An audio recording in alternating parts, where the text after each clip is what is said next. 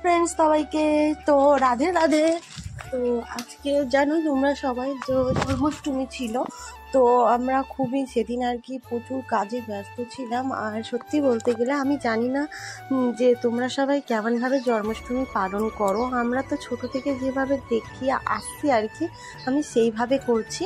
তো আমার এই ভিডিওতে যদি কারোর মনে হয় যে আমি ঠিকঠাকভাবে কোনো গোপালকে স্নান করাচ্ছি না, আমাকে অবশ্যই কমেন্টে জানাতে পারো, কারণ বুঝতেই পারছো সবাই সমানভাবে গোপালের স্নান করায় না, একটু আলাদা ডিফারেন্স সব মানুষেরই থাকে। তাও আমি যেভাবে করি আর কি, তো আমি তোমাদের সাথে সেইভাবেই শেয়ার করছি। তো তোমরা আমাকে এই ভিডিওটা দেখে অবশ্যই জানিও যে আমার ভিডিওটাতে মানে আমার এই গোপালের স্নান করাতে কোনো ভুল হচ্ছে কি না, কারণ বুঝতেই পারছো না যে আমি যেরকম করছি সবাই তো সমান করে না।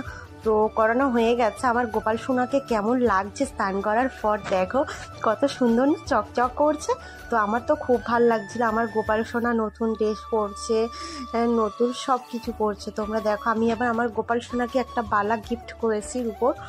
তো তোমরা সবাই বলতেই পারো বালা গিফট করেছে, সেটা আবার বলতে হবে? না না, সেটা বড় কথা না, বাট তোমাদের সাথে আমি শেয়ার করি। তো আমার মনে হলো শেয়ার করা উচিত, তো তোমাদের সাথে শেয়ার করলাম।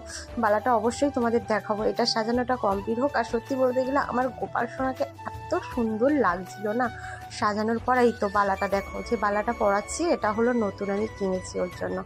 তো বলো বালাটা কেমন হয়েছে। আর সত্যি বলতে গেলে আমার এত ভালো লাগছিল, সবাইকে দেখাচ্ছিলাম, আমার যা আর আমার হাজবেন্ড, আমার শাশুড়ি শ্বশুরকে দেখাচ্ছিলাম আমার গোপাল সোনাকে, এত সুন্দর লাগছিল দেখতে। আর মানে স্কিনটা না, তখন আমার গোপালটার মুখটা না আরও বেশি গ্লো করছিল। তো তোমরা বলো আমার গুপু সোনাকে কেমন লাগছে। তো আমি বুঝতে পারবো না, তোমরা অবশ্যই আমাকে কমেন্টে জানাও আমার গুপু সোনাকে কেমন লাগছে। তো চলো তোমরা টাটা, সবাই ভালো থেকো, সুস্থ থেকো, সবাইকে ভালো রেখো। দেখা হবে একটা নতুন ভিডিওতে। তো যদি ভিডিওটা ভালো লাগে like comment share and subscribe করে দেবে। তো